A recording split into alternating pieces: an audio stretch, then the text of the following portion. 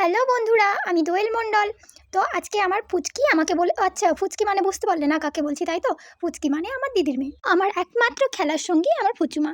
ও বাড়িতে এলে পুরো বাড়ি আলোতে ভরে যায়। আজ আমাকে বললো, মিমি চলো না মিনি কিচেন বানাই। আমি বললাম মিনি কিচেন? মিনি কিচেন বানানোর জন্য তো আমার কাছে কোনো জিনিসপত্রই নেই তেমন, কিভাবে বানাবো? তো পুচু বললো, আমি কিচ্ছু জানি না নিনি, তুমি আমার কোনো কথা শুনো না। আমি বললাম বেশ বেশ, চলো দেখি কি করা যায়। তো এই বলে দুজনে মিলে একটা উনুন তৈরি করতে লাগলাম।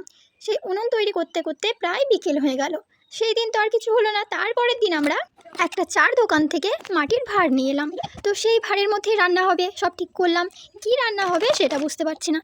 অনেক ভাবার পর দেখলাম মা পেঁয়াজ কাটছে। তো মায়ের কাছ থেকে একটুখানি পেঁয়াজ চেয়ে নিলাম। তো ওই পেঁয়াজটা বেসনের মধ্যে ডুবিয়ে তেলে ছেড়ে দিলাম। তো ওটা ভাজা হয়ে গেছে দেখো। ওর মধ্য দিয়ে একটু চিপস ছিটিয়ে দিলাম। তো পুচকি আমাকে বলছে, মিমি তুমি না, ওই যে আমি বসে থাকছি ভেতরে, তুমি নিয়ে এসে আমাকে জিজ্ঞেস করবা কেমন হয়েছে খেতে। আমি বললাম আচ্ছা বেশ। তো দেখো এখন পাকা বুড়ির মতো বলবে যে কীরকম হয়েছে খেতে, শুনে নাও। হ্যালো, দারুণ।